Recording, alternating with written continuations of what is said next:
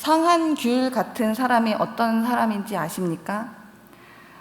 이 말은 한 공동체 안에서 부정적인 감정을 전염시키는 사람에게 하는 말입니다.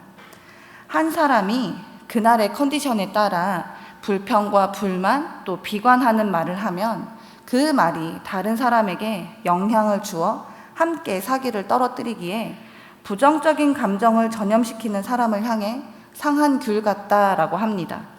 그래서 직장 내 동료들끼리는 상한 귤처럼 굴지 마 이런 말도 사용한다고 합니다. 그런데 왜 상한 귤일까요? 지금 보시는 사진은 상한 귤 박스 사진입니다. 이 사진은 상한 귤만 모아놓고 사진을 찍은 것이 아니라 한 개의 귤이, 상한 귤이 다른 귤들을 상하게 한 것을 보여주는 사진입니다. 귤 하나가 상하면 그 귤에서 시작된 곰팡이는 다른 귤에게 빠른 속도로 번지기 시작합니다. 그것을 무심히 내버려 두었다가는 이 사진처럼 귤 전체가 썩게 됩니다.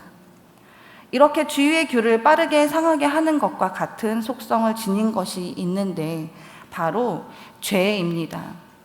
죄가 공동체 안에 들어오면 퍼지는 속도가 빨라 공동체 전체를 범죄하게 만듭니다. 민수기 25장은 이러한 죄의 속성이 드러난 사건을 담고 있고 이를 제목하여 부올에서 생긴 일이라고 하였습니다. 이 시간 부올에서 생긴 일에 대해 살펴보면서 이 일을 통해 하나님께서 우리에게 하시고자 하시는 말씀이 무엇인지를 살펴보고자 합니다. 성경에서는 모두 3가지의 부올을 언급하는데 첫 번째는 발람의 부친이 부올인 것을 언급합니다. 두 번째는 부올산입니다. 이 산의 정확한 위치는 알 수 없으나 비스가 산과 마찬가지로 요단 동편의 아바림 산맥에 위치한 산입니다. 부올산은 발람이 이스라엘을 함정에 빠뜨릴 악한 꾀를 발락에게 알려준 곳입니다. 그리고 세 번째로 25장 1절에서 5절에 언급되는 바알 부올입니다. 부올에서 생긴 일은 바알 부올과 부올산 2개의 사건이 짝을 이루어 이스라엘에게 치명적인 범죄를 저지르게 한 일입니다. 먼저 25장에 기록된 부올에서 생긴 일입니다. 이스라엘이 오랫동안 머물러 있었던 시딤은 이스라엘이 하나님의 통치를 받는 하나님의 백성이라는 타이틀을 시작하려고 준비를 하던 곳이었습니다. 그런데 이스라엘이 하나님의 백성으로 서기 위한 준비를 하는 이 지역의 반전은 바알을 섬기고 있었던 지역이라는 점입니다. 3절에서 언급되고 있는 바알 부올에서 이 지역의 종교적 성향을 발견할 수 있는데 바알 부올은 부올의 바알, 즉 부올이라는 곳에서 섬기는 바알이라는 뜻입니다. 바알 부올은 모압과 미디안이 섬겼던 신으로 전쟁 시에는 그모스라고도 불립니다. 풍요의 신으로 알려진 바알에게 제사할 때에는 항상 술과 춤, 매음이 따랐습니다. 제물로는 개와 돼지 등이 드려졌고 때로는 사람도 제물로 드려졌습니다. 신성을 목적으로 바알의 여자들과 또는 아세라에게 헌신하는 남자들과 매음하는 행위도 빠지지 않았습니다. 이런 제의식이 있는 곳에서 이스라엘은 모압 정착민과 교류하면서 곧 모압 여인들과 관계를 갖기 시작했습니다. 1절에서 3절은 모압 여인들과 관계를 맺는 이스라엘의 범죄를 기록하고 있는데 모압 여인들이 이스라엘에게 바알의 제사에 참여하기를 요청했고 이스라엘은 그 요청을 따라 바알의 제사에 참여하기 시작한 것입니다. 하나님을 섬기는 거룩한 백성으로 세워져야 할 이스라엘이 가나안에 들어가기도 전에 바알을 섬기는 모압 사람들 틈에 섞여 바알과 그 신을 섬기는 무리에 속해버리게 되었습니다. 하나님께서는 매우 진노하셨고 모세에게 백성을 올바로 인도하지 못한 백성의 두령들을 잡아 공개 처형하라고 하셨습니다. 왜냐하면 백성들이 자신들이 저지른 죄악이 얼마나 크고 심각한 것인가를 알아야 했기 때문입니다. 그 경각심을 일깨워주기 위해서였고, 또한 음행과 우상 숭배에 대한 하나님의 심판이 얼마나 무서운 것인지를 깨달아야 가나안 땅에 들어간 후 이 같은 범죄가 재발하지 않을 수 있기 때문이었습니다. 그렇게 하면 여호와의 진노가 이스라엘에게서 떠나리라 하나님께서 말씀하셨습니다.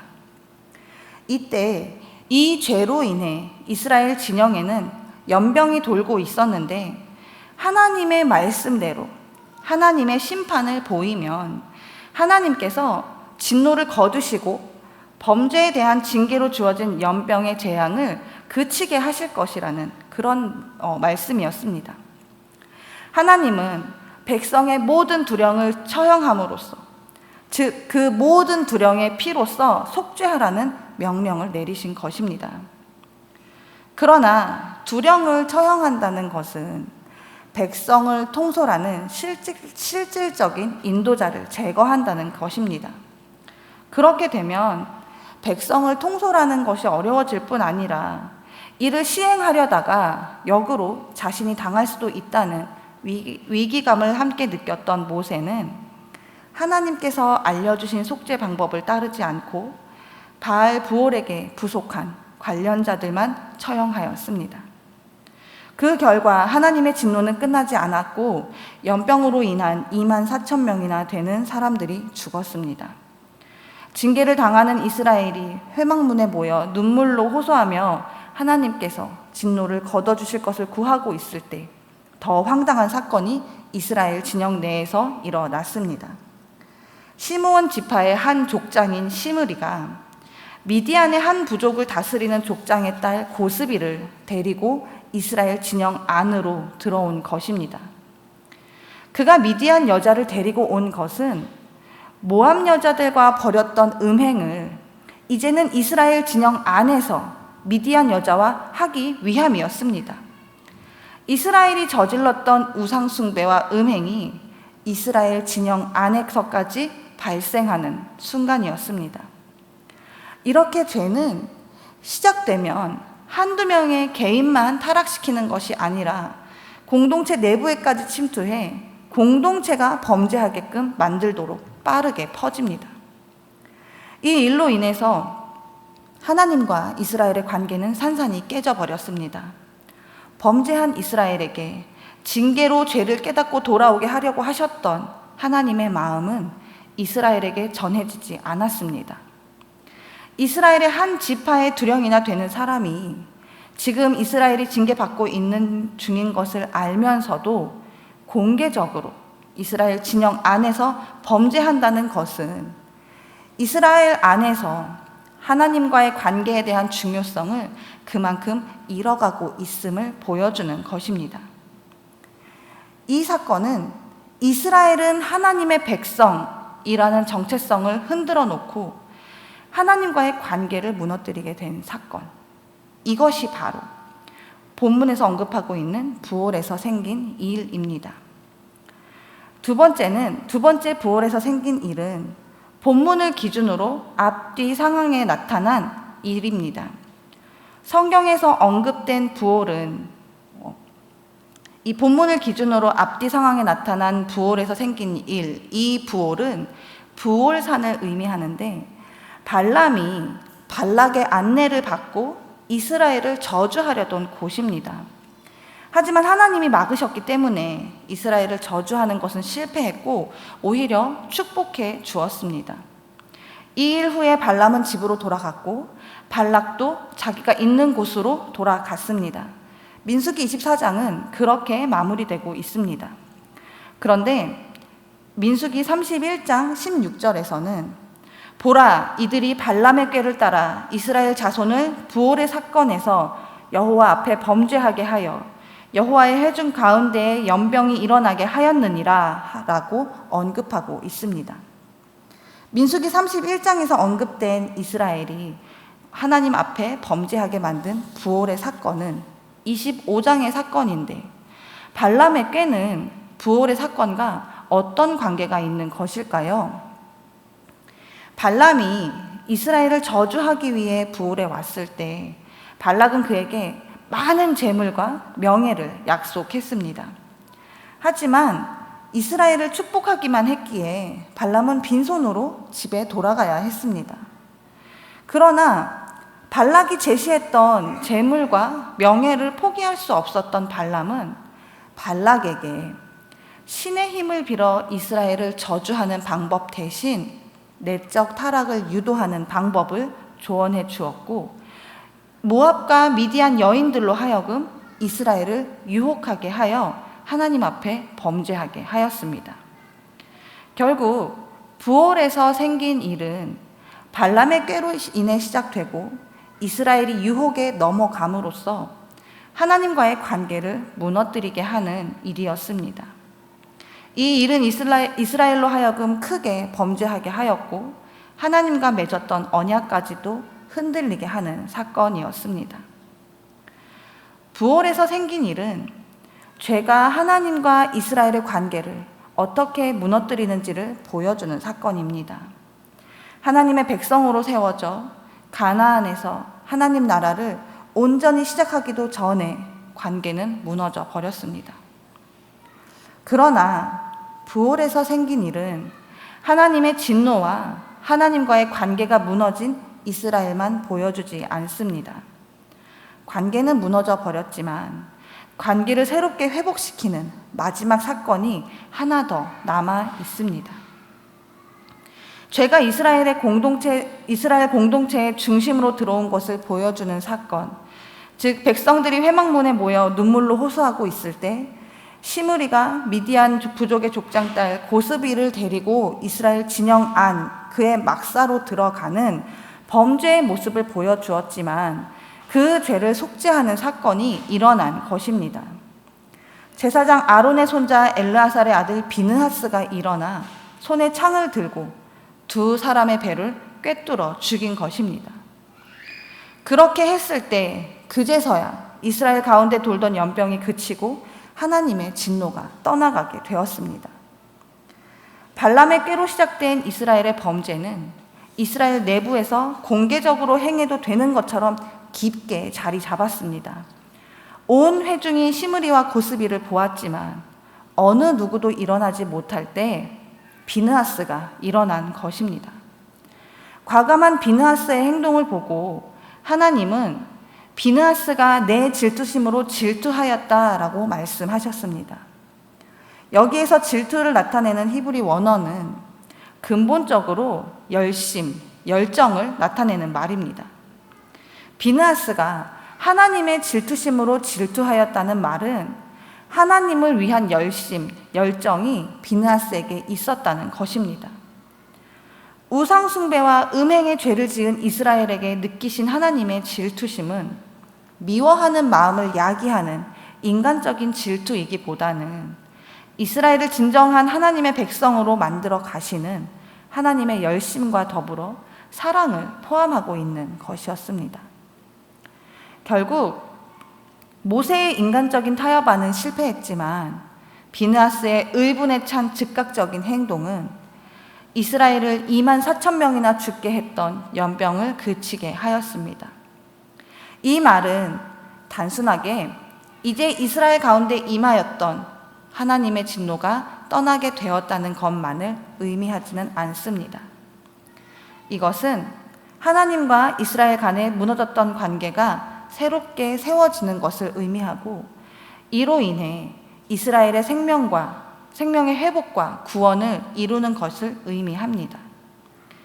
이스라엘의 제사장으로서 하나님을 위한 열심을 보였던 비느하스는 하나님과 이스라엘 사이에 중보 역할을 감당함으로 인해 하나님과 이스라엘 관계를 새롭게 하는 데 큰 역할을 하였고 그 후손이 영원히 제사장 직분을 얻게 되리라는 평화의 언약을 받을 수 있었습니다.